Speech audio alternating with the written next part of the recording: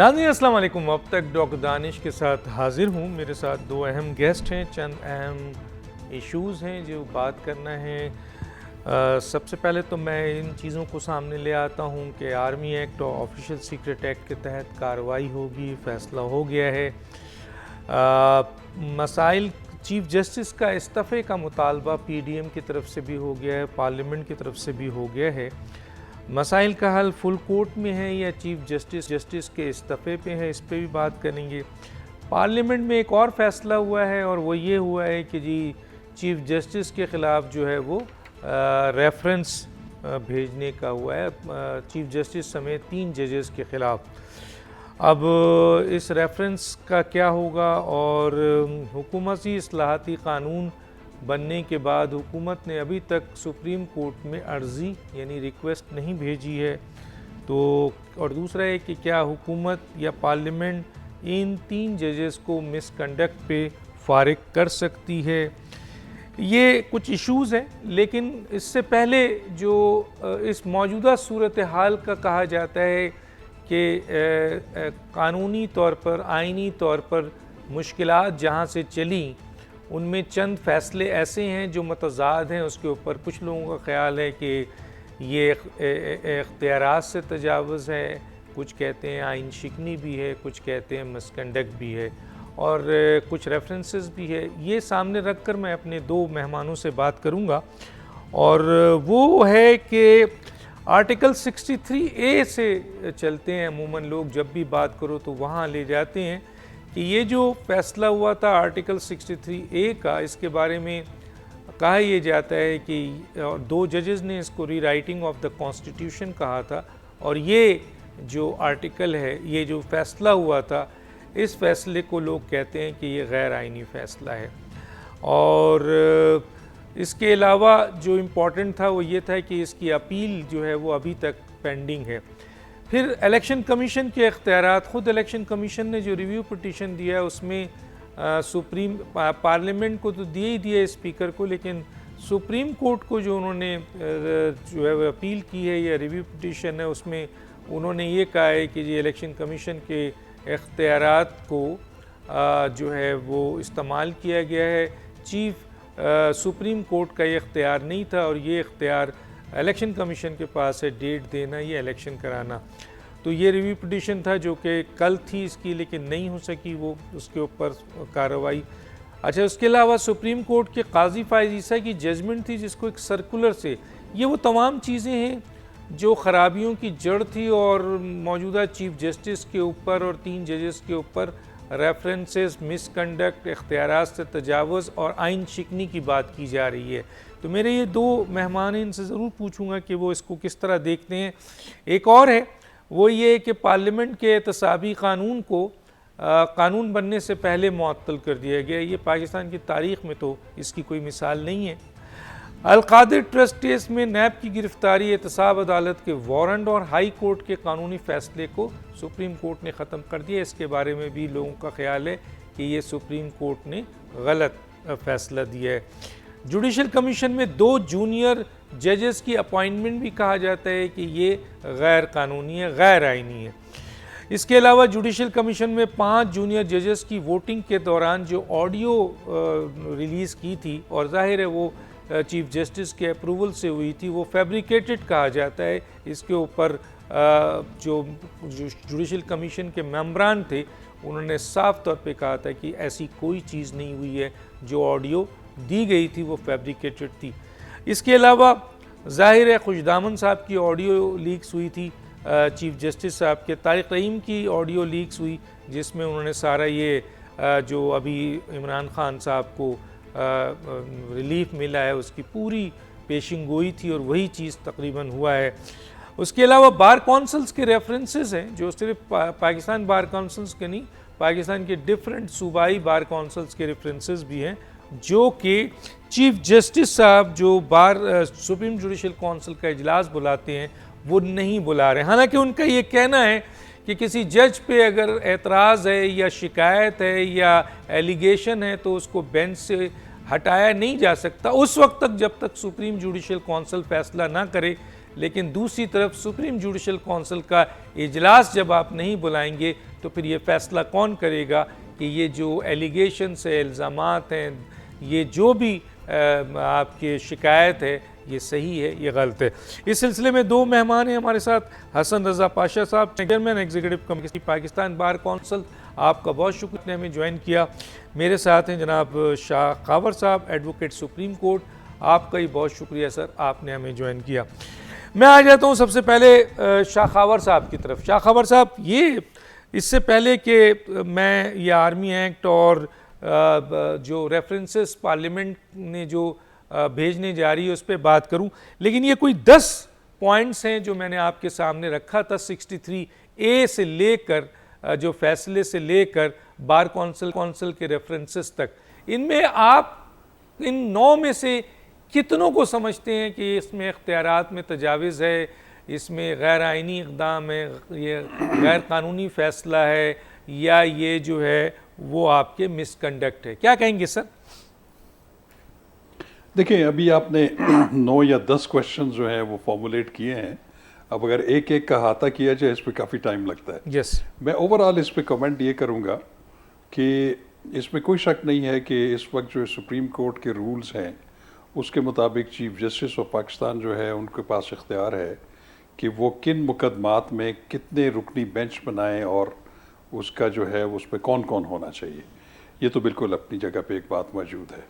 दूसरी चीज़ ये है कि अभी तक जितने भी पॉलिटिकल नौयत के cases supreme court of Pakistan में आए हैं उसमें एक चीज़ जो है वो महसूस की गई है कि उसमें कुछ ऐसे जज साहिबान जो कि सीनियर मोस्ट सीनियरिटी में भी, इन ऑर्डर ऑफ सीनियरिटी में सीनियर हैं, जैसे सेकंड नंबर पे, थर्ड नंबर पे जज हैं, उनको अहम जो आइनी नुकात हैं या क्वेश्चंस ऑफ लॉ है उसमें कभी भी शामिल नहीं किया गया। और कुछ मुअज़्ज़ज़ जज साहिबान जो कि तकरीबन हर फैसले में जो है वो नज़र आए। तो देखिए, बात ये है डॉक्टर साहब कि जो पॉलिटिकल नौयत के केसेस सुप्रीम कोर्ट के पास आते हैं या इवन हाई कोर्ट के पास आते हैं, उसमें 2 राइवल्स होते हैं, पॉलिटिकल राइवल्स होते हैं। एक अपना मुकदमा पेश करता है, अगर उसके हक में फ़ैसला आ जाए तो ऑटोमेटिकली उसको दूसरा पॉलिटिकल जो राइवल है, जो उसका एडवर्सरी है, वो उसको तस्लीम नहीं करेगा और उससे फिर सुप्रीम कोर्ट की जो हैसियत है वो मुतनाज़ा बनाने की कोशिश की जाएगी। अब कि जैसे कासिम सूरी साहब की जो रूलिंग थी उसके बारे में जो एक सुओ मोटो हुआ, उसमें यही जज साहिबान मौजूद थे, जिसमें चीफ जस्टिस और 2 जज साहिबान थे। उन्होंने उस रूलिंग को जो है गैर आइनी करार दे दिया और उसके नतीजे में फिर जो है वो वोट ऑफ नो कॉन्फिडेंस के ऊपर वोटिंग हुई, जिसके नतीजे में इमरान खान साहब की और पीटीआई की गवर्नमेंट जो है वो चली गई। अब उसके बाद आपने देखा कि एक शोर व गौगा मच गया पीटीआई के और उनके जो सपोर्टर्स थे, उन्होंने जिस तरीके से उस बेंच के अरकान को तज़हीक का निशाना बनाया, उनकी तजलील की, वो भी सबके सामने है।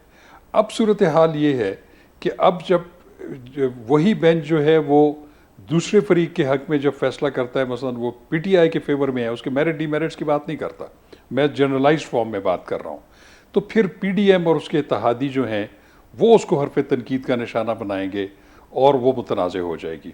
इसलिए मैं ये कहता हूँ, बल्कि हसन रज़ा पाशा साहब जो है हमारे लीडर हैं, चेयरमैन एग्जीक्यूटिव कमेटी हैं पाकिस्तान बार काउंसिल के, इन्होंने भी जितनी भी आइनी पटिशन्स थी उसमें इन्होंने उनसे गुजारिश की पाकिस्तान बार काउंसिल की तरफ से कि जनाब मुअज़्ज़ज़ चीफ जस्टिस साहब, ये इंतहाई सेंसिटिव इश्यूज़ हैं, इसकी पॉलिटिकल इम्प्लिकेशंस हैं, तो लिहाजा इस पे आप फुल कोर्ट बेंच तश्कील दे दें। लेकिन वो क्या वजह है, वो चीफ जस्टिस साहब ने क्यों उसको सरफ नज़र किया या उसको जो है एक्सीड टू नहीं किया उनकी रिक्वेस्ट को, मैं ये समझता हूँ ये उसी का नतीजा है कि आज जो है वो सुप्रीम कोर्ट की हैसियत जो है वो मुतनाज़ा हो चुकी है सियासी लिहाज से। अब आर्टिकल 63 के एक पे आए। आर्टिकल 63A जो है ये 18वीं तरमीम में इसको इंसर्ट किया गया था। ये इसलिए किया गया था कि हॉर्स ट्रेडिंग को रोका जाए, लेकिन अब उसमें जो उसकी लॉजिक ये है कि कोई भी रुकने पार्लियामेंट अपने पार्लिमानी पार्टी के फैसले के ख़िलाफ़ चीफ मिनिस्टर या प्राइम मिनिस्टर के वोट ऑफ कॉन्फिडेंस या नो कॉन्फिडेंस के ऊपर मुखालिफ वोट देगा या एब्सटेन करेगा, तो उसको पार्टी हेड जो है उसकी रुकनियत ख़त्म करने के लिए स्पीकर को लिख सकता है, फिर इलेक्शन कमीशन उसको जो है वो अपनी सीट से फारिग कर सकता है।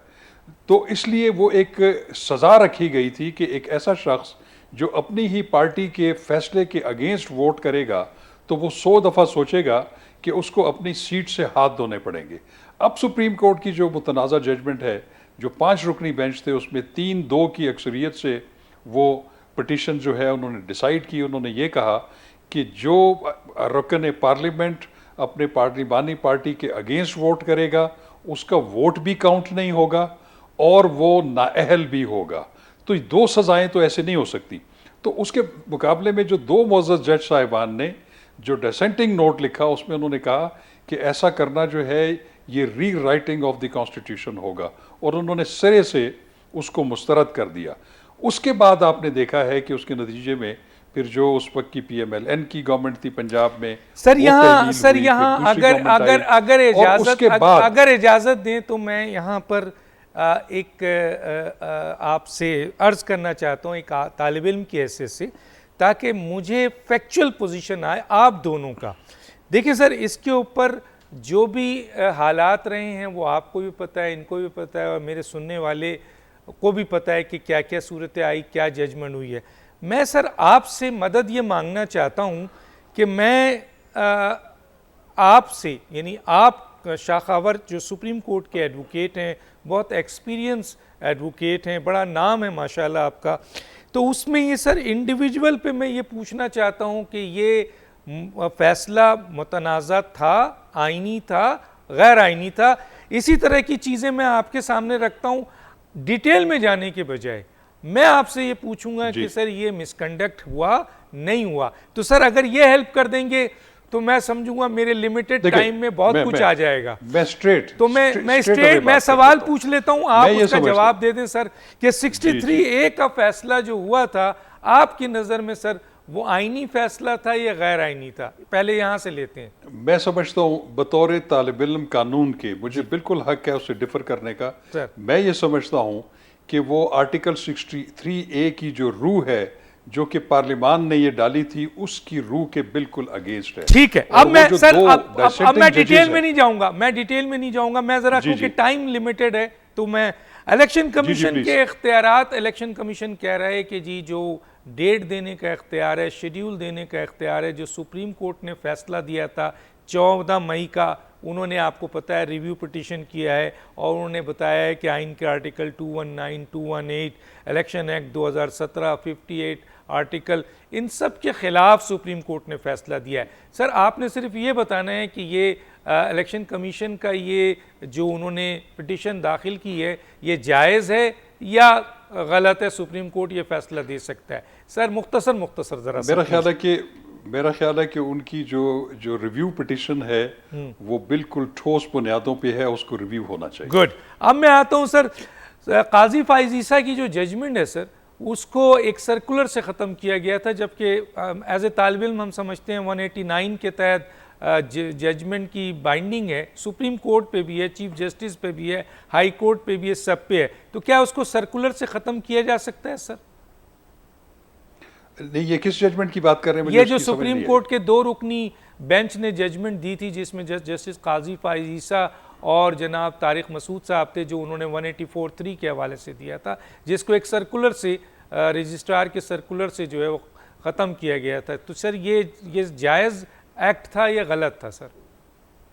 देखिए, मैं समझता हूँ कि सर्कुलर के जरिए नहीं करना चाहिए था, उसके ऊपर एक लार्जर बेंच बनना चाहिए था। ठीक, और लार्जर बेंच उसको रिविजिट कर सकता था, तो सर्कुलर से गलत किया गया। पार्लियामेंट के एहतसाबी कानून को बनने से पहले मुअत्तल कर दिया गया, आपके नज़र में ये सही फैसला था, ये गलत था सर?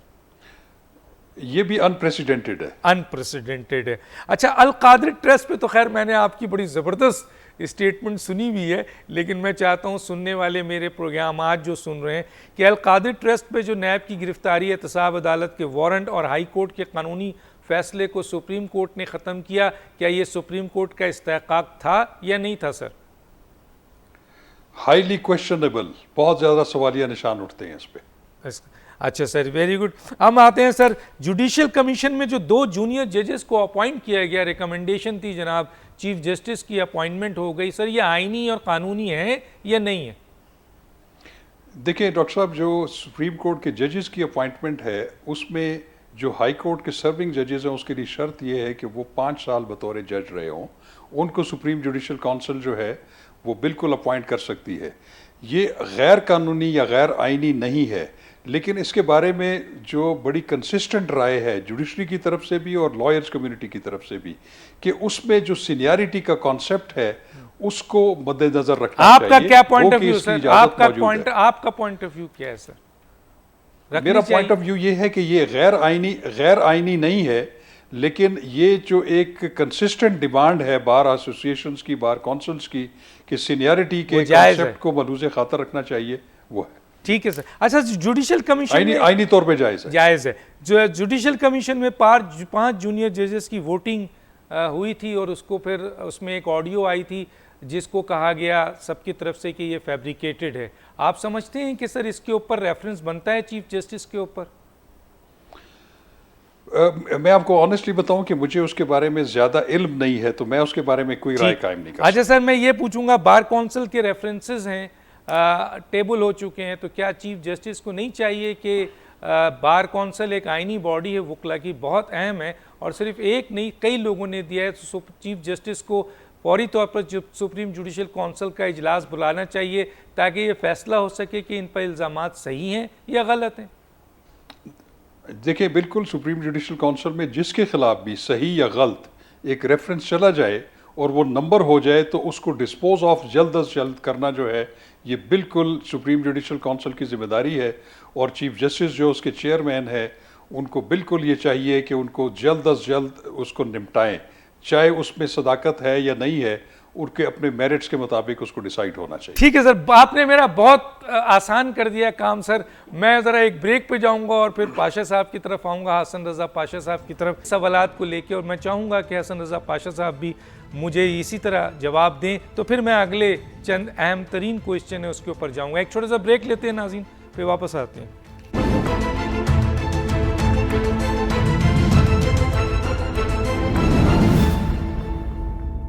वेलकम बैक जी। जनाब हसन रज़ा पाशा साहब, आपकी तरफ आऊँगा। ज़रा मेरी मुश्किल को, क्योंकि थोड़ा सा डिफरेंट प्रोग्राम है और आगे चल के हम थोड़ी सी डिटेल लेंगे, तो इस पे मैं अगर इजाज़त दें तो मैं शाखावर की तरह आपसे ये टेबल वाइज क्वेश्चन कर लूँ, आप उसका जवाब दे दीजिए। सबसे पहले आर्टिकल 63A का फैसला जो हुआ है, आप इसको आइनी फैसला समझते हैं, गैर आइनी फैसला समझते हैं सर?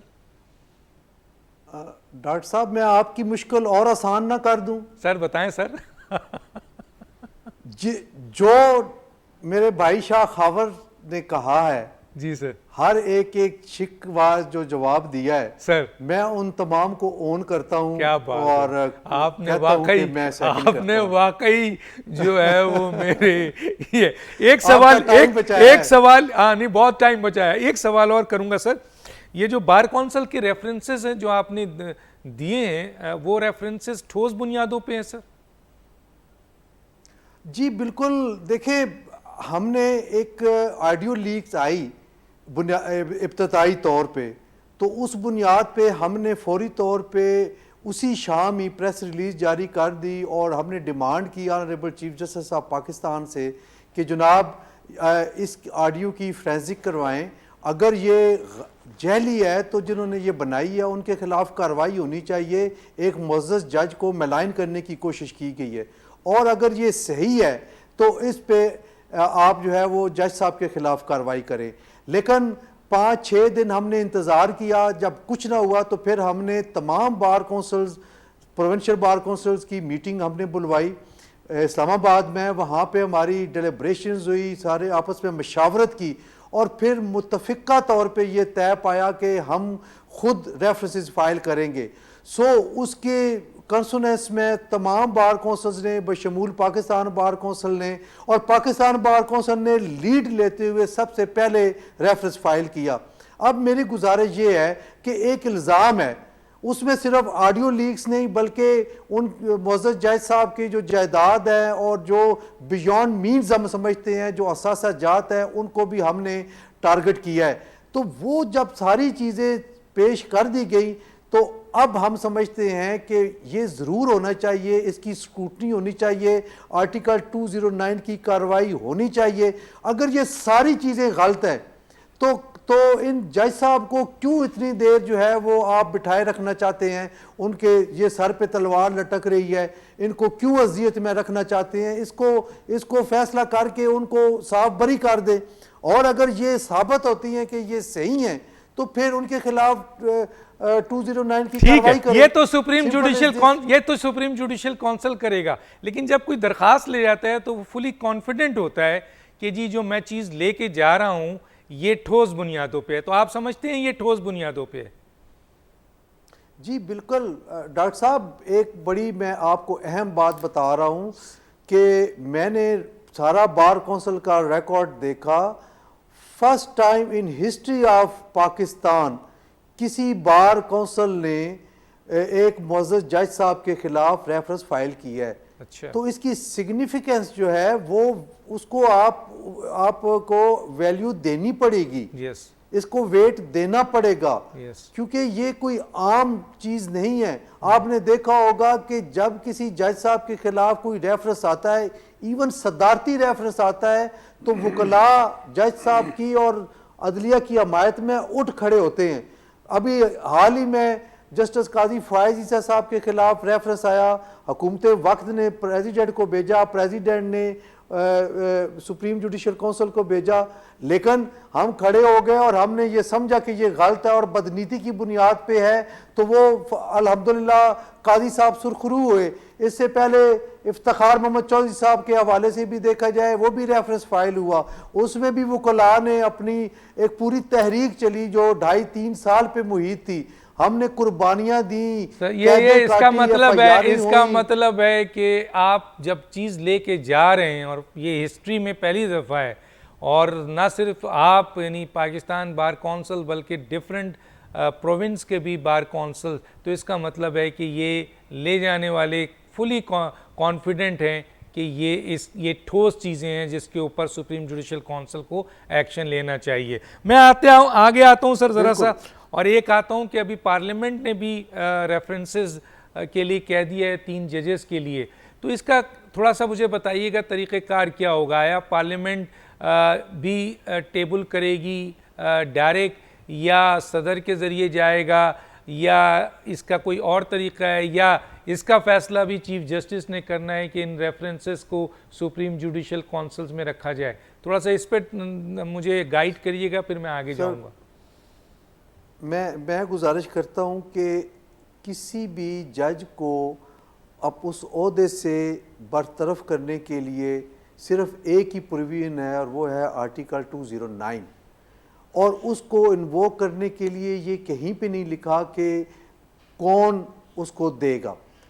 अलबत्ता ये इफ्तिखार मोहम्मद चौधरी साहब वाले रेफरेंस में ये होल्ड किया सुप्रीम कोर्ट ऑफ पाकिस्तान ने कि रेफरेंस वो होगा जो सदर के ज़रिए आएगा।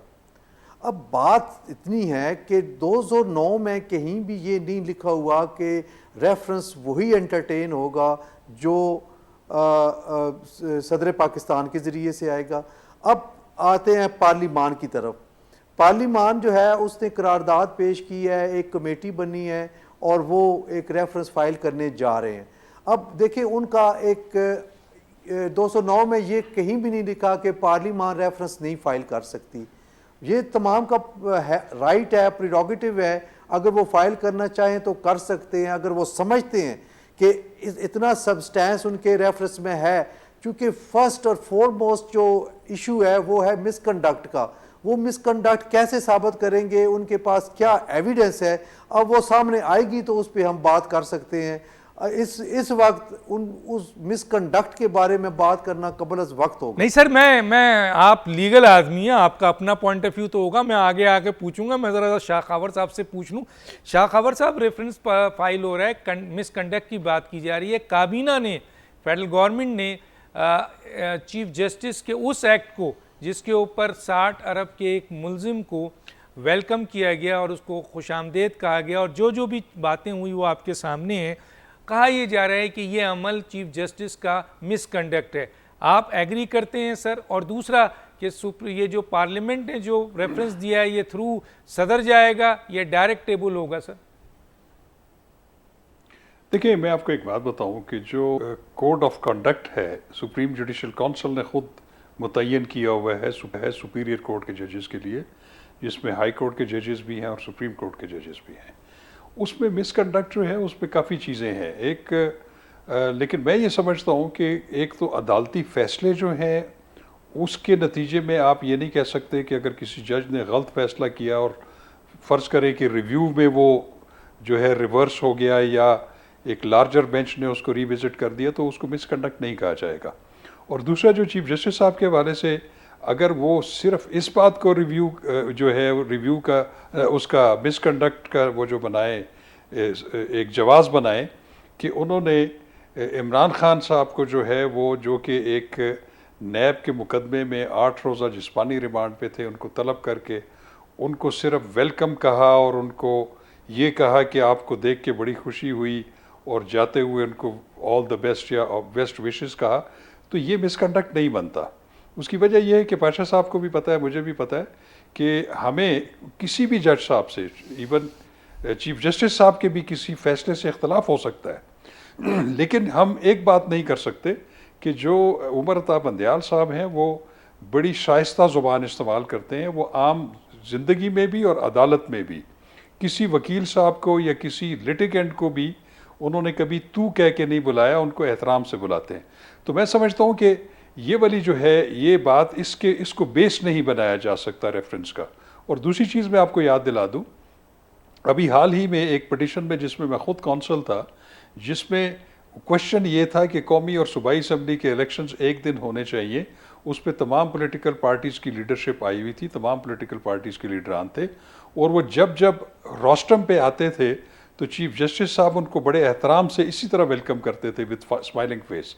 बल्कि एक दफ़ा उन्होंने बिलावल भुट्टो जरदारी साहब को एक प्रोसीडिंग्स में उनको बड़ा लाउडली उनकी तारीफ़ की और उनका एक तकरीर थी उसका जिक्र किया कि, और ये भी कहा कि हमने इस टेंस माहौल में सबसे ज़्यादा मुस्कुराता चेहरा बिलावल जरदारी का देखा। तो मैं समझता हूँ कि ये क्वेश्चन जो है ये इसको बेस नहीं बना सकते आप। हाँ, अगर मुझे नहीं पता कि उन्होंने जो रेफरेंस देने जा रहे हैं या उन्होंने फैसला किया है कि वो सुप्रीम जुडिशल काउंसिल में सबमिट कर रहे हैं, उसमें उन्होंने क्या एलिगेशंस लगाए हैं उसको देख के जो है हम एक राय कायम कर सकते हैं। लेकिन मैं नहीं समझता कि ये कोई मिसकंडक्ट बनती है जो कि अभी जिसका हम जिक्र कर रहे हैं। अच्छा सर, ये पार्लियामेंट रेफरेंस भेजती है, चलें वो उसके अंदर जो भी मटीरियल्स है वो अभी आपने नहीं देखा है, आया ये मिसकंडक्ट के ऊपर भेजती है, किसी और चीज़ के ऊपर भेजती है, क्या वो रेफरेंस जो है वो 3 जजेस के ख़िलाफ़ जा रहे हैं, तो क्या ये पार्लियामेंट का ये रेफरेंस सदर के थ्रू जाएगा या जो इंडिविजुअल एक प्राइवेट पर्सन जो है वो रेफरेंस देता है उस तरह टेबल होगा? देखिए डॉक्टर साहब, पहले तो जो मुझे इल्म में है, पहले जो था वो रिस्ट्रिक्शन थी कि कोई भी रेफरेंस अगर आपने किसी सुपीरियर कोर्ट के जज के खिलाफ भेजना है तो आपने सदर मुमलिकत को भेजना है और सदर मुमलिकत ने फिर आगे उसको फॉरवर्ड करना है। फिर गालबन ये जो सुप्रीम जुडिशल काउंसिल के रूल्स हैं ये चेंज हुए थे, फिर उसमें उन्होंने ये जो पाबंदी है सदर मुमलिकत वाली वो ख़त्म कर दी। अब जो है वो एक आम शहरी जो है वो भी ठोस सबूतों के साथ किसी भी सुपीरियर कोर्ट के जज के ख़िलाफ़ मिसकंडक्ट के बुनियाद के ऊपर वो जो रेफरेंस आर्टिकल 209 का भेज सकता है, और उसके बारे में इंक्वायरी जो है वो जाहिर है कि सुप्रीम जुडिशल काउंसिल ही करेगी। अगर वो वेल फाउंडेड हो तो उसको आगे प्रोसीड भी किया जा सकता है। लेकिन मैं समझता हूँ कि अगर तो सदर मुमलिकत की तरफ से भेजना है तो वो तो फिर कैबिनेट ने डिसीजन करना है, फेडरल गवर्नमेंट ने, और फिर आगे सदर मुमलिकत ने जो है on the advice of the prime minister जो है वो फॉरवर्ड कर सकते हैं। ठीक है, तो पाबंदी कोई भी नहीं है कि अगर पार्लियामेंट स्पीकर के जरिए भी अगर रेफरेंस फाइल कर दे तो वो बिल्कुल मेंटेनेबल है और वो रजिस्टर हो सकता है। ठीक है। अच्छा सर, मुझे ये बताइए, क्योंकि मेरे पास थोड़ा सा टाइम रह गया, मैं हसन रज़ा पाशा साहब की तरफ भी जाऊंगा। आर्मी एक्ट और ऑफिशियल सीक्रेट एक्ट के तहत अब जो है वो ये जो 9 मई की गर्दी हुई है, इसके ऊपर सर मैं थोड़ा सा आपका कमेंट्स चाहता हूँ। क्या ये जो अमल है माजी में भी हुआ है, इसके ऊपर जजमेंट भी मौजूद है, आप कैसे देखते हैं सर इसको? देखिए डॉक्टर साहब, बात यह है कि आर्मी एक्ट 1952 है, उसमें बिल्कुल सेक्शन 2 है, और सेक्शन 2 की सब एक क्लॉज डी है और एक क्लॉज डबल डी है। यस। उसमें बिल्कुल ये बात वाज़ेह है कि वो जराइम जो कि इस सेक्शन में मेंशन्ड है, अगर वो कोई सिविलियन भी कमिट करेगा तो उसको उसी तरीके से जो है प्रोसीड किया जा सकता है जैसे कि एक आर्मी अफसर को या आर्मी के जो है वो जो सर्विस में जो हो। तो उसमें तो देखिए 2-3 चीज़ें बड़ी इंपॉर्टेंट हैं।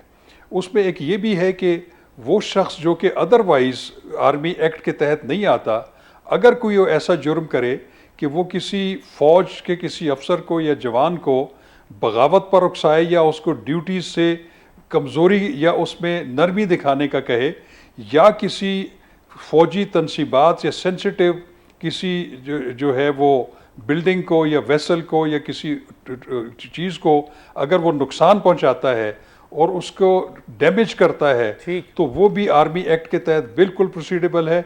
और उसके तहत फिर ये है कि वो उसी तरह उसका कोर्ट मार्शल हो सकता है, और उस पे जो हाई कोर्ट और सुप्रीम कोर्ट की जो है अपील, वो उसका राइट नहीं है। ठीक है सर, मैं एक छोटे से ब्रेक पे जाऊंगा, फिर हसन रजा पाशा आता हूं।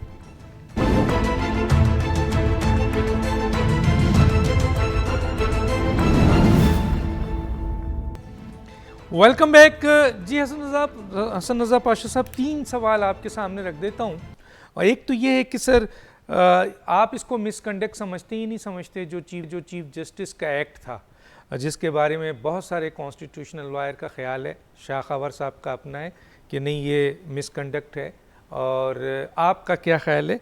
दूसरा ये कि सर ये जो इस मौजूदा क्राइसिस का हल चीफ जस्टिस के इस्तीफ़ा के ऊपर है, रिज़ाइन के ऊपर है, या फुल कोर्ट के ऊपर है? एक तो इस पे भी ज़रा राय दे दीजिएगा, और तीसरा आर्मी एक्ट के ऊपर आप क्या कहेंगे सर? आपका जो पहला क्वेश्चन है डॉक्टर साहब, उस हवाले से मेरा रिप्लाई इस तरह है कि जो चीफ जस्टिस साहब के ये जो 2-3 सेंटेंसेस हैं जो आजकल मौजूद बहस बने हुए हैं, वो मिसकंडक्ट के ज़ुमरे में नहीं आते, और ऑल दो के टू सम एक्सटेंट इरेगुलरिटी हम कह सकते हैं। मसलन कई दोस्त ये कह रहे हैं कि बिलावल भुट्टो जरदारी साहब को उन्होंने वेलकम किया, ख्वाजा साद रफ़ीक साहब को उनको कहा गया, वेलकम किया, वकला को भी ये वेलकम करते रहते हैं। सर ये वो मुल्जिम नहीं थे ना सर वो मुल्जिम नहीं थे, 60 अरब के मुल्जिम नहीं थे। मैं उसी यस डॉक्टर साहब मैं उसी तरफ आ रहा हूँ ना। हमें भी ये कहा, लेकिन बात ये है कि किसी मुल्जिम को इस तरह कहना ये थोड़ी सी इरेगुलरिटी हमें लगती है, लेकिन मिसकंडक्ट के जुमरे में ये बात नहीं आती। मैं नहीं समझता कि इसको मिसकंडक्ट, हाँ अगर गवर्नमेंट के पास कोई और मिसकंडक्ट के हवाले से कोई और चीज़ें हैं तो वो आप जाहिर है जब वो रेफरेंस फाइल करेंगे तो हम देख लेंगे उसमें क्या है, उस पर फिर हम कमेंट्स करने की पोजीशन में होंगे। अब दूसरा मैंने कहा था कि क्या ये हल हो सकता है इनकी रेजिग्नेशन से, जो कि अब गवर्नमेंट पार्लियामेंट पूरी तरह तैयार है रिजाइन करें, या ये फुल कोर्ट से भी मसला हल हो जाएगा? मेरा ख्याल है कि पिछले 3-4 महीनों से 6 महीनों से हम 63A वाले केस से लेके और दरमियान में ये इलेक्शन वाले मैटर आए, उसमें हमने बार बार यही रिक्वेस्ट की कि आप इसको फुल बेंच बना दें और ये मसला वंस फॉर ऑल ख़त्म हो जाए। उसकी वजह ये है कि जब पॉलिटिकल मैटर्स में आप पिक एंड चूज़ करके स्पेसिफ़िक केसेस के लिए स्पेसिफ़िक बेंचेस की तश्कील देते हैं तो फिर उंगलियां भी उठती हैं और लोग बातें भी करते हैं, और बदकिस्मती से बात हमारी नहीं मानी गई, नहीं सुनी गई, और आज वही हो गया जो आपके सामने है। और देखिए बार एसोसिएशंस हमेशा जब भी मुतालबा करती हैं वो कलेक्टिव विजडम की वजह से करती हैं, और हमने जब भी ये मुतालबा किया आपस में सलाह मशवरा करके बार कौंसल्स को तमाम जो लीडरशिप है उसको एतमाद में लेके एक कंसेंसस डेवलप करके हमने रेजोल्यूशन की सूरत में भी ये चीज़ सामने लाए, और फिर हमने खुद जाके रिक्वेस्ट भी की। बहरहाल अभी भी हम ये समझते हैं कि इस्तीफ़ा इसका हल नहीं है, पॉलिटिकल पार्टीज़ का अपना एक स्टैंस है, लेकिन हमारा ये है कि अगर फुल कोर्ट बन जाए और वहाँ पे ये मामलात टेक अप किए जाएं तो सेटल डाउन हो सकते हैं मामलात। तीसरा सर, आर्मी एक्ट के हवाले से मैंने सवाल पूछा है, आप उसको कैसे देखते हैं? आर्मी एक्ट का जहाँ तक तल्लक है, बतौर इदारा पाकिस्तान बार कौंसिल हम इसको गैर मुनासिब समझते हैं। हम ये शुरू से ही हमारा मौक़िफ़ ये है कि सिविलियंस के केसेस की ट्रायल वो आम कोर्ट्स में होना चाहिए। अलबत्ता आम जो कोर्ट्स हैं उनको स्ट्रेंथन मिलनी चाहिए, उनका इतना कॉन्फिडेंस होना चाहिए कि वो इनका ट्रायल कर सके। 1952 एक्ट, आर्मी एक्ट 1952, जिस तरह खावर साहब ने जिक्र किया, मैं कानून पे आऊँगा, क्या वो एक्ट आइनी और कानूनी है? और उसमें अगर सिविलियन को ट्रायल करने का ऑप्शन मौजूद है तो मेरी ख्वाहिश और आपकी ख्वाहिश अपनी है ना सर, ख्वाहिशात पे तो मसला हल नहीं है। मैं अर्ज करता हूँ, जब 1952 का एक्ट बना तो डॉक्टर साहब ये प्रोविजन नहीं थी, ये है सेक्शन 21D जी, ये उस वक्त के एक आमर 1967 सर एग्जिस्ट करता है या नहीं करता है? आपने उसको डाइल्यूट तो नहीं किया ना सर? मेरी अर्ज सुने, field marshal general Ayub Khan ने 1967 में इसमें अमेंडमेंट की और ये सिविलियंस का ट्रायल करने का जो प्रोविजन है वो ऐड की। तो मेरी जो है वो ये है कि एक तो बतौर इदारा मैं बात कर रहा हूँ, बाकी आप देखें कि जो तालिबान ने GHQ पे हमला किया था, क्या आर्मी एक्ट के तहत उनका ट्रायल हुआ? सर ये सब मेरा सवाल नहीं है, देखें नहीं हुआ, कोताही की गई, उस वक्त क्यों नहीं हुआ? सर ये सवाल अलग है। मैं ये कह रहा हूं कि जब एक कानून प्रोविजन मौजूद है उसको आप 1973 में उड़ा के रख देते या उसके बाद उड़ा के रख देते या कल उड़ा के रख देते, अभी एग्जिस्ट करता है तो एग्जिस्ट करता है, अच्छा है या बुरा है?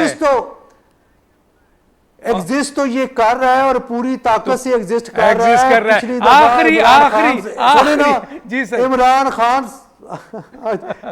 खान साहब के दौर में हसन अस्करी वाला केस आपके सामने है, ठीक है, वो एक खत लिखने की बुनियाद पे उनका ट्रायल हुआ, ठीक है ना? ठीक है, तो ट्रायल तो हो रहे हैं। सर एक आखिरी सवाल आपसे करूंगा, खुद 2 साल के लिए सर एक आखिरी सवाल करूंगा, टाइम बिल्कुल नहीं है। ये जो ये लास्ट जवाब तो सुनते नहीं सर, ऐसा नहीं है, सुनता नहीं हूँ आपके सवाल, टाइम मेरे पास कम होता है। ये जो लास्ट सर प्रोसीडिंग हुई थी उसमें आपके बार काउंसिल के सेक्रेटरी ने खड़े होकर चीफ बेंच के सामने कहा था कि बार काउंसिल सुप्रीम कोर्ट के साथ खड़ी है। सर ये कंसेंसस से हुआ था या उनका अपना फैसला है? बस एक लाइन का सर, टाइम बिल्कुल नहीं है। कौन से सेक्रेटरी ने? सेक्रेटरी बार काउंसिल कोई खड़े हुए थे? सुप्रीम बार काउंसिल का सेक्रेटरी कोई नहीं, सुप्रीम कोर्ट बार के सेक्रेटरी ने कहा, वाइस चेयरमैन और चेयरमैन कर रहे होते हैं। ठीक, सेक्रेटरी जो है वो तो एक हमारी जो है वो तो कोर्ट में जाते नहीं है। पाशा साहब ये दुरुस्त फरमा रहे हैं, secretary supreme court bar association, हाँ अच्छा association, secretary supreme court bar association, बार काउंसिल्स नहीं गए सर। बिल्कुल क्लियर हो गया, ये मैं चाह रहा था क्लियर।